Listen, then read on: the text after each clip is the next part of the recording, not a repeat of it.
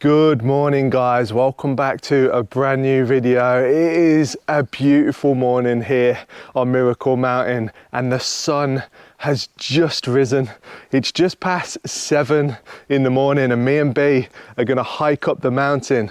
But let me know if you guys can see anything different about our house in the background. Let us know in the comments right now. We're the Indie Projects, Bee and Theo. In 2017, we bought an abandoned property in Central Portugal and spent the last few years turning it into a fully fledged homestead, converting an old stone barn into a cosy tiny home. Working non-stop and overcoming many obstacles, it turned out better than we ever could have imagined. As one chapter closes, another one begins. Our dreams of living even more remotely in a fairy tale forest with space for animals to roam and our passions to grow became a reality. Before we have even moved there, it was devastated by a huge wildfire, drastically altering the landscape. Immense flash floods followed as the land couldn't hold onto the water. Follow us as we carve out our new life on Miracle Mountain.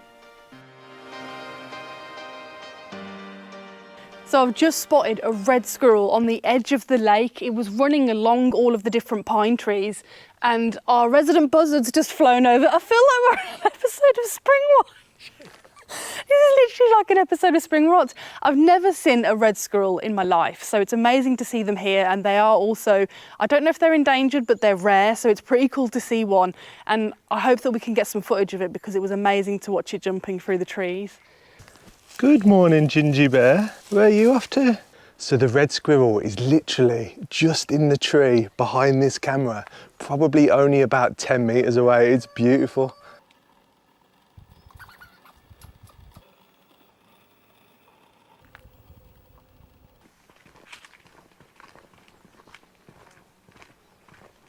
If you're wondering why we're so excited to see that red squirrel, it's because it's the first one we've seen since the wildfire last year, and Theo did see a red squirrel before the fire came through here. So it's a brilliant sign that life is coming back to Miracle Mountain.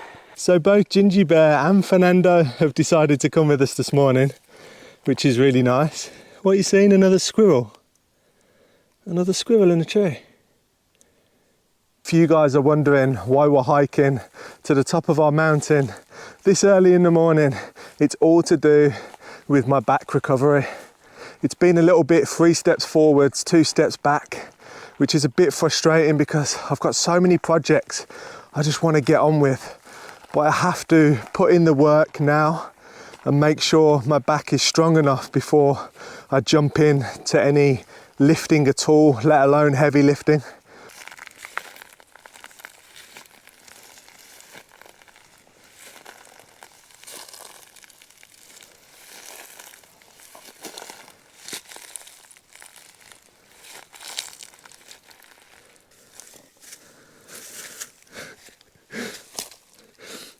Furrnando's playing in the long grass.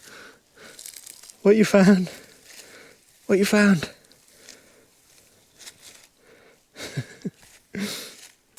So this walk's going a little bit slower than if we were just with Furrnando because Ginjey is an OAP and she likes a little rest every so often. But it's actually quite nice just taking the surroundings while we're waiting for Ginjey. Come on. Come on.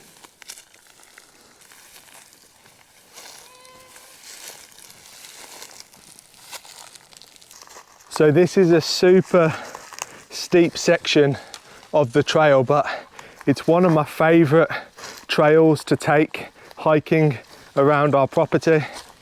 There's so many different ways you can go, but this way is just stunning. I've just got to be careful because Furrnando's in front of me and it's really steep. But I can feel the sun on my neck, it's wonderful. And we just got these massive boulders that we're surrounded by. It's so pretty, and all of this moss is just perfect. Could make a bed out of this. I need to put my Crocs in the old sports mode now. This right here is my favourite tree root in the forest because it reminds me of the first Lord of the Rings, Fellowship of the Ring, for any nerds out there, where Frodo's hiding from the wraiths. Theo, do you want to reenact and be Frodo and the other hobbits? What does he say? He doesn't say anything because he's hiding Yeah, no, he's hiding from those roots. Theo is taking on the role of Gollum, who isn't actually in this scene. And Fernando is Frodo. Oh, Do you want to Frodo. get under the roots? Yeah, I don't know why. You were just so overcome with passion. I think it's just I got so much in common with with Gollum. But yeah, as you saw, Theo, Gollum did a great scale. But yeah, you could totally nestle amongst those roots and hide from the wraiths. Forest bathing. Or just bathe in the forest, like Gollum. Obviously, because of my bright blonde hair, I am You an orc? not an orc. I'm what orcs once were. And I've just completely forgotten the word. It's what Legolas is. My mind's gone blank. Ginjey, what is it? Elf. I'm an elf. I'm Gladriel. There we go. I'm an elf with the blonde hair. Eh? Hello. Sweet bear. Have we come far enough for you? You're not a spring chicken like Fernando. You feel absolutely like you've been rolling in the dirt. Loving life. Yeah.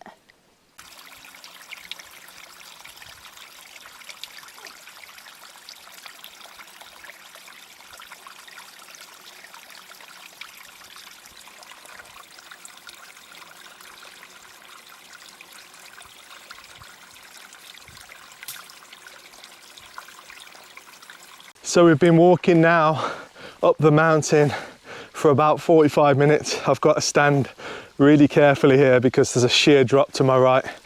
But we're ready to start making our way back down to the second part of my morning recovery routine for my back. And I'll show you what that is when I get down there.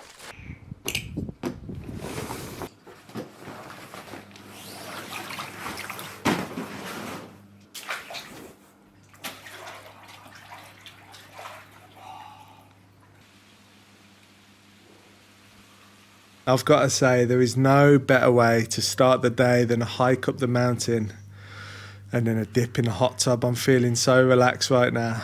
I've got the hot tub set to 38 degrees. I'll spend about 15 minutes in here, and then after that, all the muscles in my back will be fully relaxed. It's the only way I can get the muscles to fully relax is to go in warm water. So after that, I will do some stretching, just some light stretches, and then I'm ready to start the day properly. So Theo said at the beginning of the video, can you notice anything different about the house?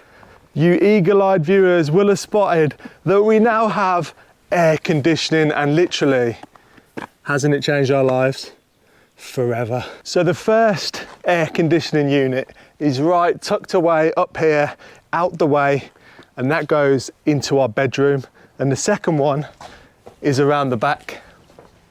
So both of them are tucked nicely out the way because it was important to us to make sure that the house still looked as beautiful as it does. And I said air conditioning has changed our life. Seriously, as soon as we purchased this property, the first thing we were thinking about is we can now get air conditioning, because if you don't know already, Portugal has hot summers. Getting the aircon installed was the best decision I've ever made in my entire life, and we went for the best energy efficiency that we could find as well. I think it's rated A, which is always really important, especially with electrical things.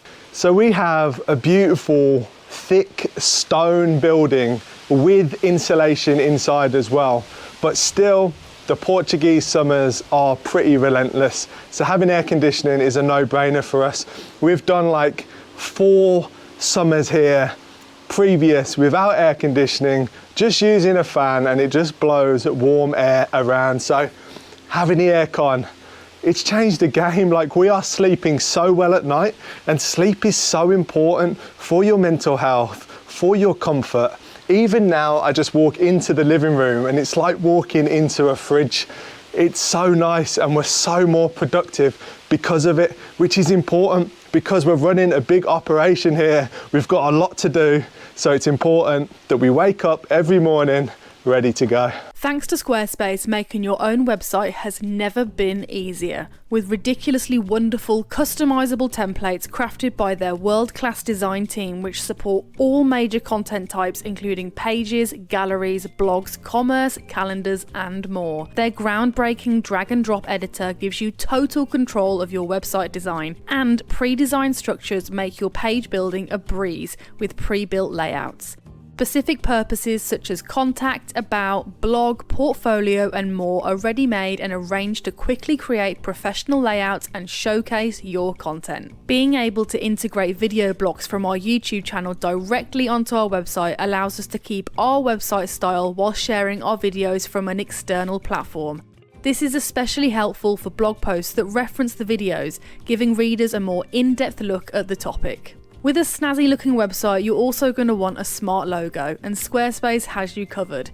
The browser-based design tool is easy to use and has an array of icons to choose from. You can change the font, the colour and so much more. So why not build your very own website with Squarespace today by clicking the link in our bio for a 2-week free trial, and we've got a fantastic 10% discount for you to use with the code indieprojects with your first purchase of a website or a domain. The next thing we're going to be doing this morning is head down to the fruit orchards, because there's some things we need to do right now in order to complete later on in the year. So I've got a can of spray paint with me because we are going to be going around the property right now and marking out all of the dead trees, but not all of the dead trees, because this tree behind me, it's clearly dead. It's a pine that got caught in the fire. You can see the bark, it just peels off really easily, and the inside of the tree is really white. It's got a big crack down it. It means it's completely dried out. So this is ready to be turned into firewood. But the evergreens, obviously they're evergreen all year round, so they're really easy to tell whether they are alive or they're not. Fruit trees, on the other hand, and other trees that lose their leaves, they're not so easy to tell. So that is where the spray paint comes in. So this one right here is definitely a candidate for spraying. In fact, we probably could get away without spraying it because it is clearly dead. It's got fungus growing off it and the branches are literally just dropping off. And if you're wondering, oh, sorry, sorry, Furrnando. I just dropped a twig on his head. Sorry, I didn't mean to do that. I didn't know you were under there. He is literally like glue. If you're wondering why I'm using spray paint and not using something like a ribbon to attach to the tree, it's because our goats, they basically graze all of the fruit orchards, and the problem is they will eat all of the ribbons. Theo chose a nice dark green for the spray because we could have gone for something bright, but then we would have been able to see it all the time, these horrible red X's all over the trees. So this one's much nicer because we have got to live here with these trees that are waiting to be taken down as well. So that's the first one done. X marks the spot. On to another. On to the next. We've got 2 gigantic dead ones here that could be convincing in the winter that they are alive, but it's definitely not as dead because it's not breaking off as much. Like, it's still got a bit of spring in it, in the actual trunk at the bottom, but it's clearly not producing anything whatsoever. No. And hasn't the whole time we've been here. It's also got the fungus on it as well, which I'm starting to notice on all of the ones that are dead, this telltale fungus. If anyone is a fungi expert, can you tell me what this is? It's a funky Alfredo. The good thing is about this cherry wood is it's clear that the trunk is not completely dry and kind of hollow. It's still quite strong, so we will be able to use this cherry wood for stuff like smoking and stuff like that. It's really nice wood, this cherry wood. Do you reckon there's a chance if we chop it down at the base, it would re-sprout? That's what I'm thinking, because look at this. This is springy. Yeah. And maybe if it hasn't got all of this extra,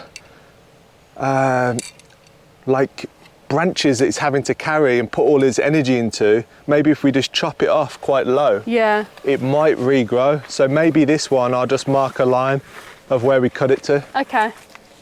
Fernando's getting excited by the sound of the spray and he just tried to catch it. So, little shadow, stay away from the paint. I've got a feeling you're going to rub yourself up against the spray, aren't you? End up green. We've got another one right next to it that looks This one's the dead. same. Is It's it the same? actually here you can see where the fire has come through. And these are actually fire damaged ones. Right. They're not fungal ones. So these actually, I think if we trim these right back, I think these will actually come back because look. You're right, there's actually no fungus on this one. No, I'm not even going to mark this one. You can see here how crispy these little leaves are. Yeah. And that's from the fire. The leaves have just been burnt and it's not been able to produce anything this year, but possibly next year with a good prune, yeah, this will come back. Yeah, I'm thinking if we prune it down to like these bits here, that would give it a chance for new ones to come through. So X for the ones that we're chopping completely, and then these ones I'm just putting a line on the bottom so we know just to kind of prune them back. He hears the spray and he's like, oh. Are we going to go down in rows? Yeah, we'll do the whole lot. It's going to be a long, slow process, probably over a couple of days, but we're making a start. See, that's got some spring in it as well. Yeah. So although this hasn't produced anything, I can see in these ones up here, they're a bit drier. Yeah. But further down, actually, this definitely has some life in this. So if this one's given a cut, it's got a chance of next year producing more.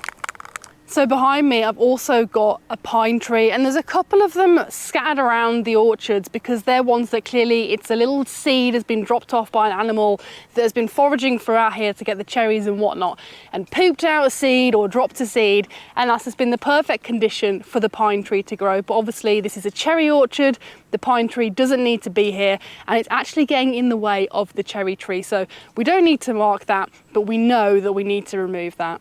I'm really not sure about this one, what do you reckon? Give it a spray. I think it's got some life in it. I thought it would just kick straight over, to be honest. As you can see, this one has been completely burnt to nothing.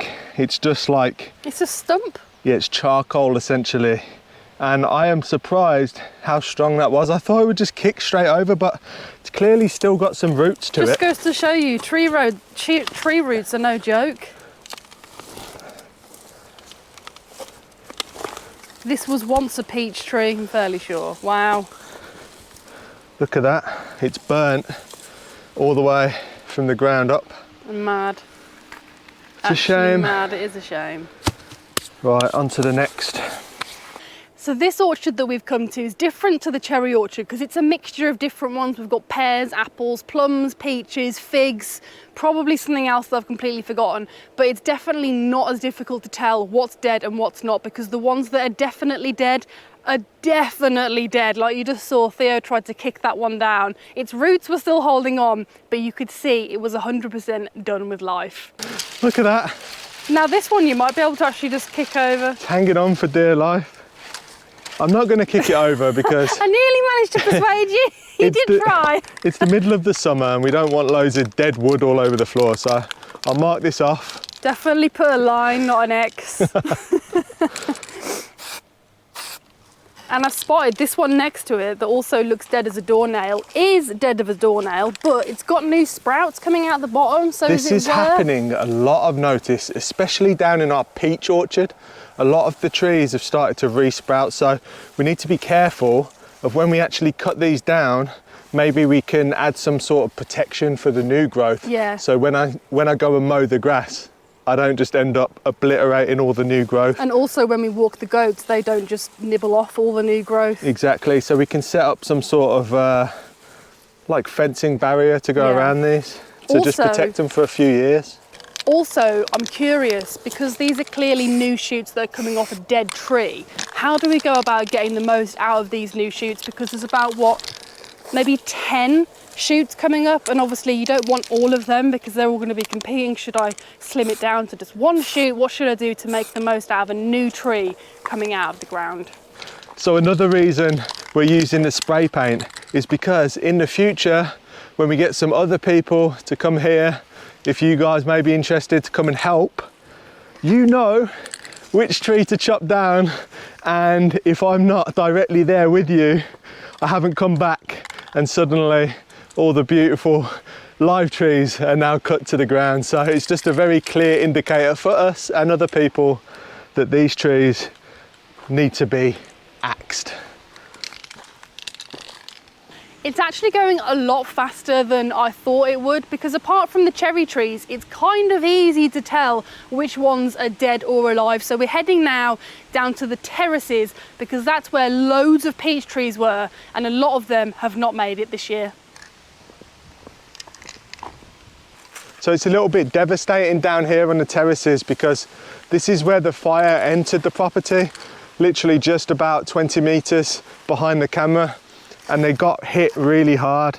You can see the bottom of this, it's completely burnt and it's completely dead. Although, like we did mention, some of the trees have started to sprout up. So you can see here, this is quite amazing. This is where a tree completely burnt to nothing and we already cut it away. You can see that a new tree has started to sprout. And these are such a beautiful fruit. So what we need to do is go around and we need to protect these, definitely, from the goats, from the deer, from any other animals. But yeah, there's clearly a lot of dead here. I'd say you're talking probably 50, 100 fruit trees that are just completely dead, maybe more. What's actually quite exciting about seeing the trees like this is the new growth that's coming through. This has only happened in the last few months, because in winter time, when they didn't have their leaves and we were just trying to guess what's alive and what's not, there was no new growth coming out of the bottom.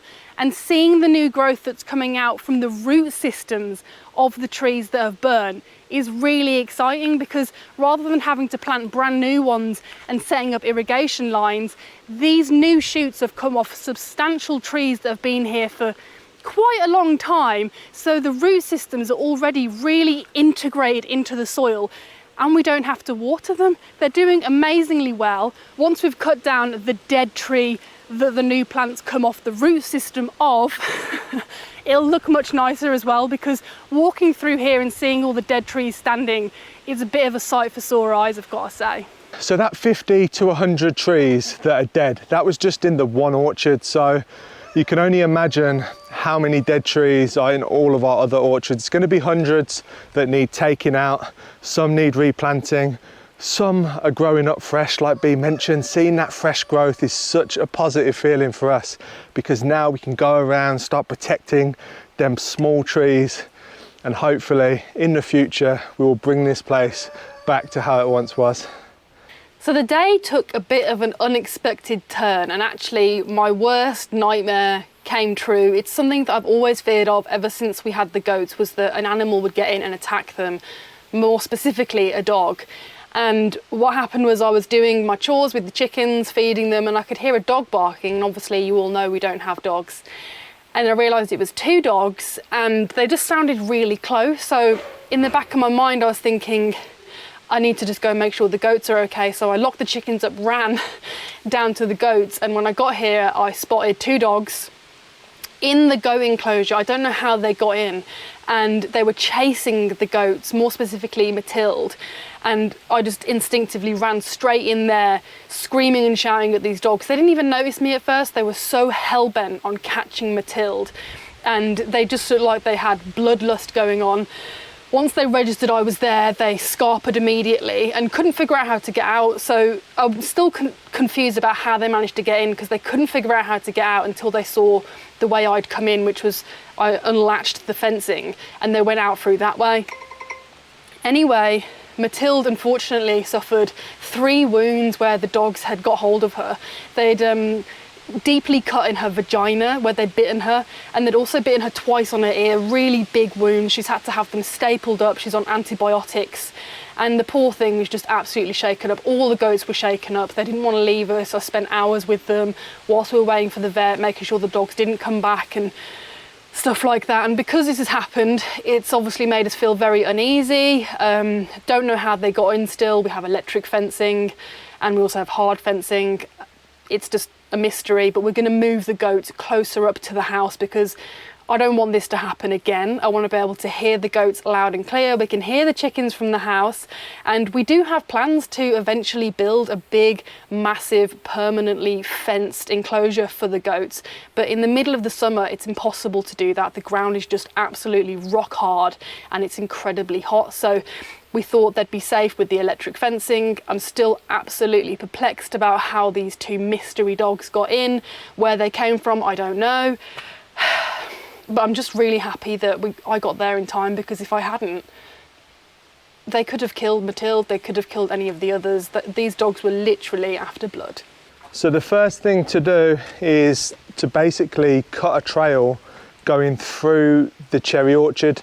It's already a track that was previously there, but it's just overgrown. So I basically got out the pole chainsaw, and I'll give you that because you're going to be doing it, because my back is not up to holding a big heavy pole saw above my shoulders. So yeah, let's go and get that done. It's such a strange feeling at the moment. It was really scary what happened, and we don't want that ever to happen again.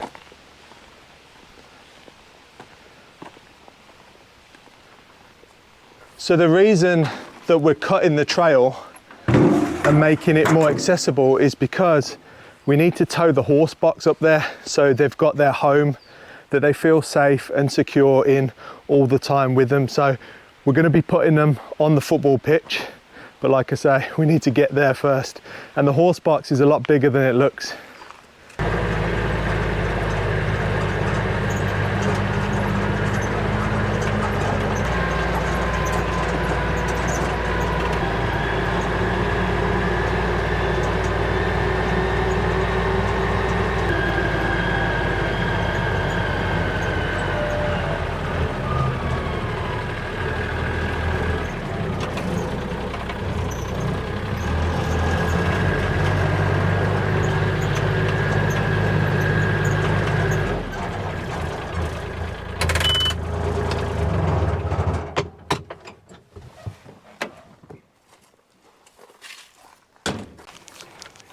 Check for spiders.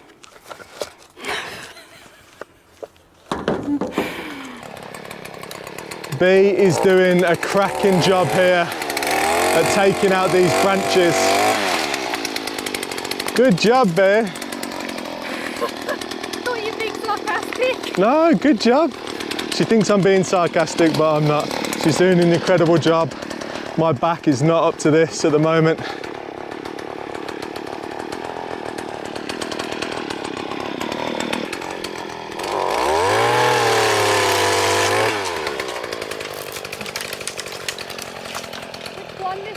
You can take out them two small ones there, yeah. See these two small ones above you? Take them out. Perfect.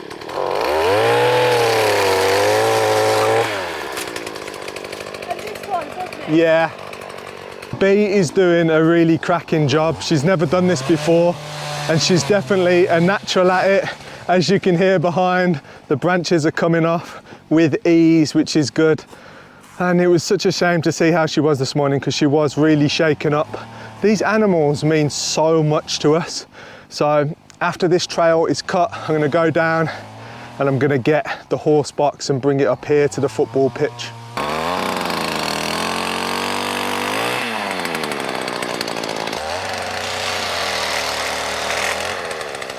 Nothing like a little bit of trimmage. That was a lot of fun, and it's actually opened it up a lot. I was worried that it would open it up and make it feel really exposed, but it still does feel like a little secret passageway to the football pitch, which is nice. It's not even a football pitch, it's where all the animals live, so we should call it something else really, shouldn't we? Maybe remove the goals.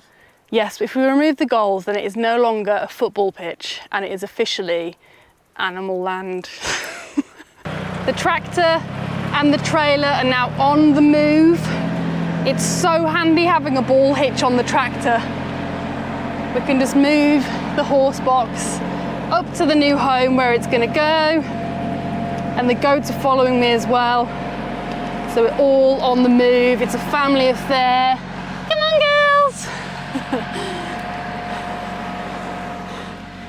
Come on. Come on, goaties. And little Matilda's right at the front, poor thing. Lots of cuddles for Tildy.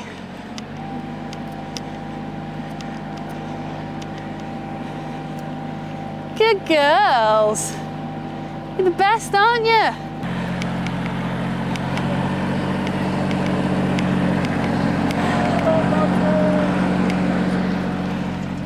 Come on, lovelies. To your new home.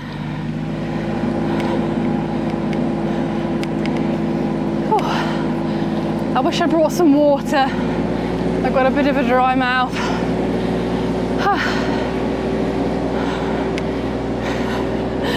The goats are so cute walking behind us. It's going to make me feel a lot more at ease knowing that they're so close to us now. After what happened today. This is terrible. And I'm so happy that even though Matilda did get injured, that they're all okay. My sweet girls, aren't you? Should we take a shortcut? Come on, let's go through the cherry orchard.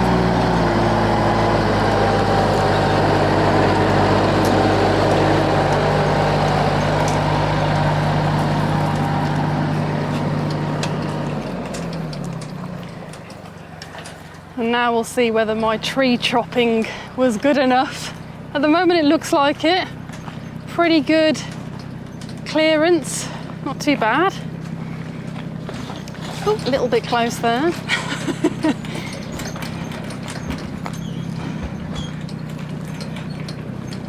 Come on, girls!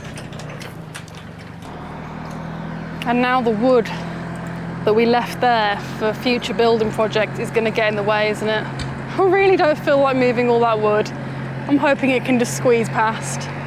It looks like it's going to be tight, but it might fit. The chickens are freaking out. They're all going to hide in the actual coop. They don't know what's going on. Okay, it's just managed to squeeze past the wood pile, so that's absolutely brilliant. And we're thinking, just for now, let's put the horse box in this corner. Because there's fencing already along this whole football pitch, all we need to do is put their hard fencing along here, and they've got a nice secure area. And because we walk them every day, they don't need the biggest amount of space. So let's see what Theo thinks. Theo's just fine-tuning where the horse box is going to go. It's going to go in this corner. And I was thinking as well, just for more shade, because you can never have enough of it, I'm going to clad the old goalpost in shade netting to make a nice shady area, move it from there and make a nice shady area for them. Theo with his reversing skills, I couldn't do this. I really couldn't. Make sure there's enough room to open the back. Just make sure there's enough room to open the back up.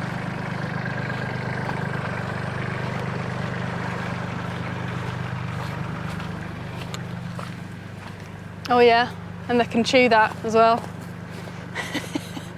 Bit of Douglas fir for them. This is nice. Good shaded area as well. Oh, nice.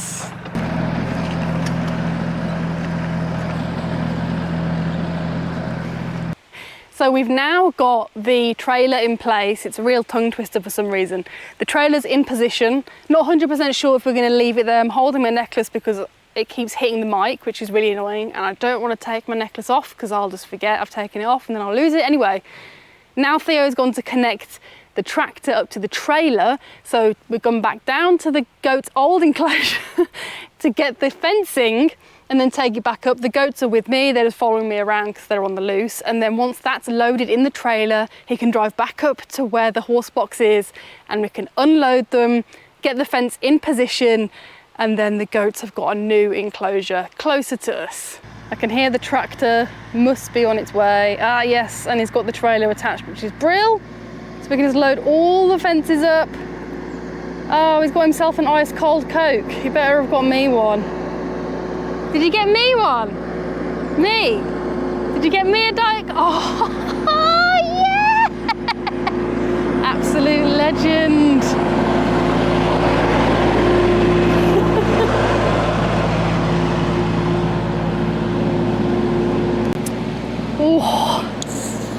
Opening a can with one hand whilst filming. Oh yeah. Oh man. Absolutely love Diet Coke when it's cold. Let's get these fences loaded. Look, I put my necklace far back so it no longer clinks against the mic. Tell you what, every day is an adventure, especially when you have animals.